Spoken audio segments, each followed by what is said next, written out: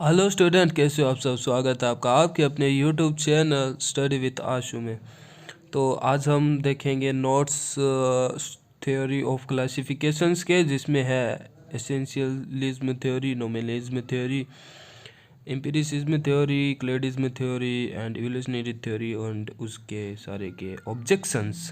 तो पहले जो लोग जो स्टूडेंट नोट्स देखने आए हैं वो स्क्रीनशॉट खींच लीजिए, ठीक है। बाद में थोड़ा सा ब्रीफ एक्सप्लेनेशन करेंगे हम। खींच लीजिए जल्दी जल्दी जल्दी जल्दी, तीखी तीखी। ओ सॉरी, खींच लीजिए खींच लीजिए खींच लीजिए खींच लीजिए खींच लीजिए खींच लीजिए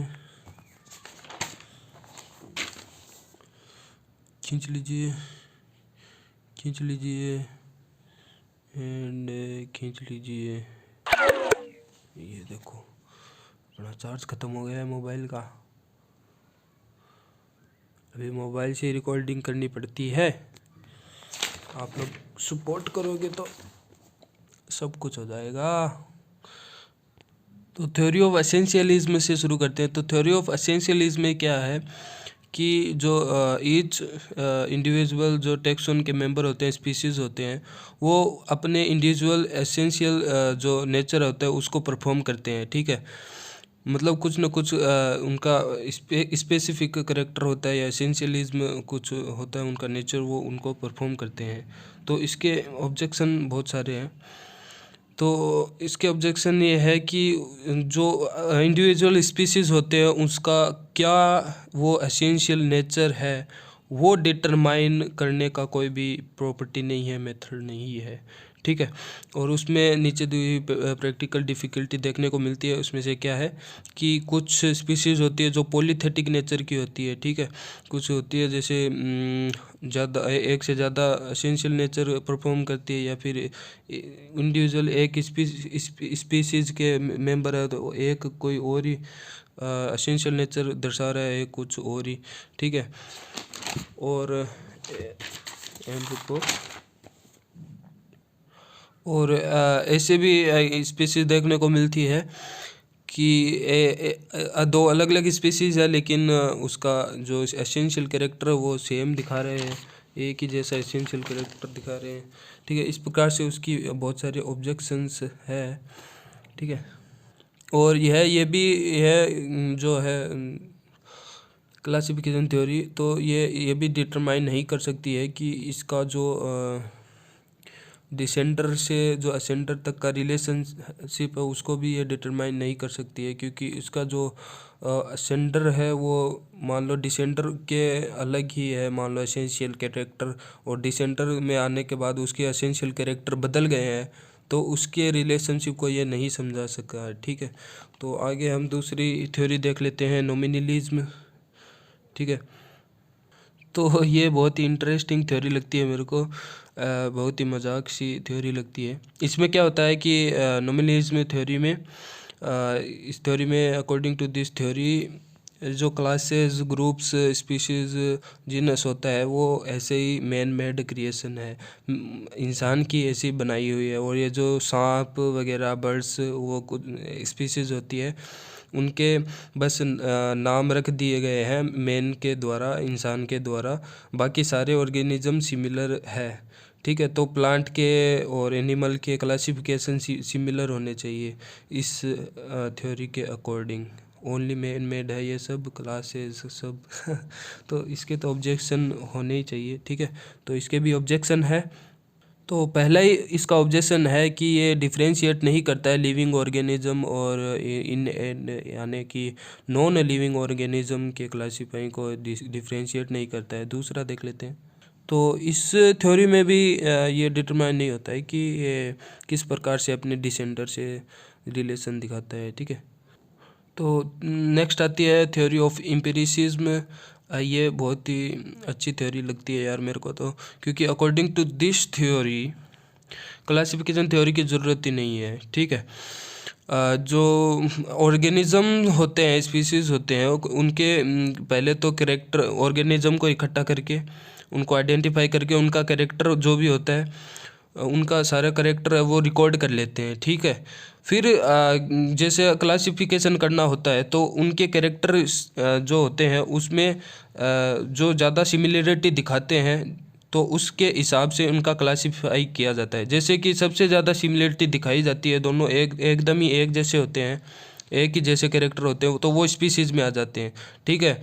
और बाद में जीनस, बाद में क्लास, ऐसे ऐसे चलकर according to majority of the shared characteristic classifying किया जाता है ऑर्गेनिज्म को, ठीक है। पहले डाटा कलेक्ट किया जाता है, रिकॉर्ड किया जाता है, बाद में मेजॉरिटी ऑफ शेयर्ड कैरेक्टर के हिसाब से उनको क्लासीफाई कर दिया जाता है, ठीक है।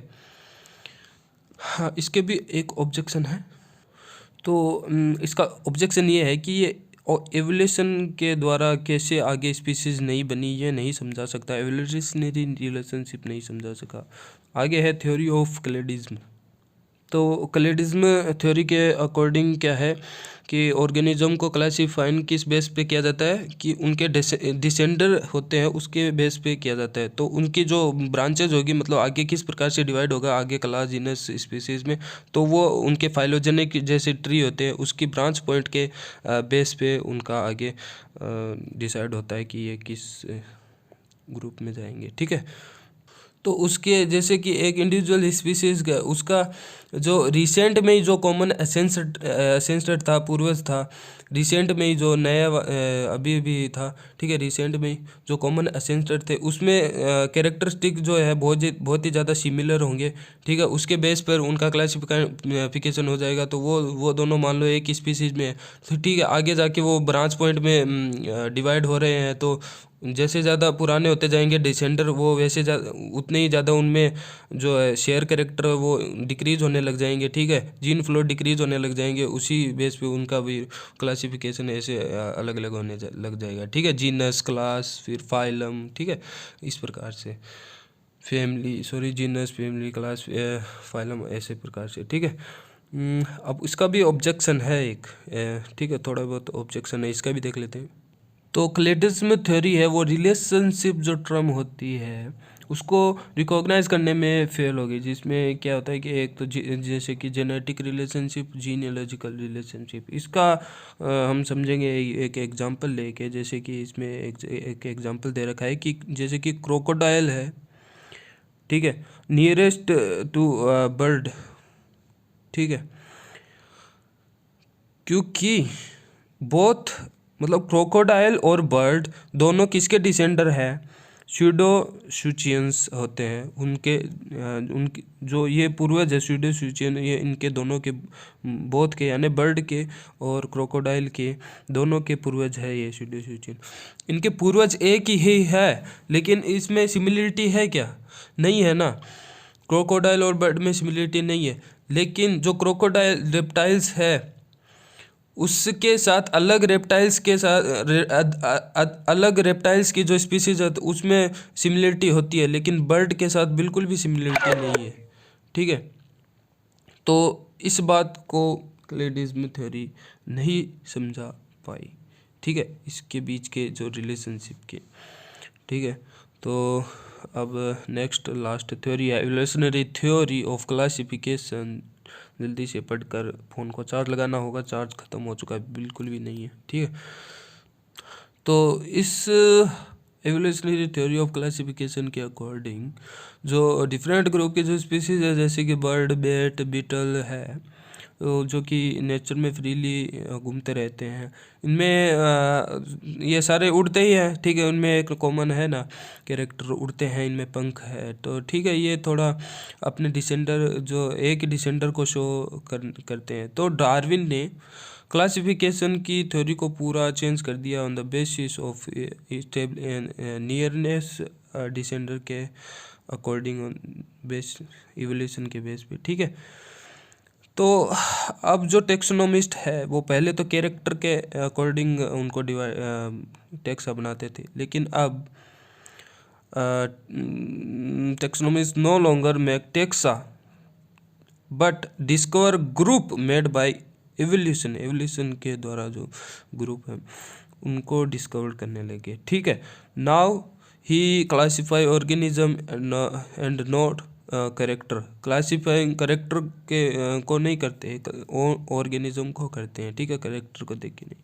तो character are downgrade so as to serve merely as evidence for taxa.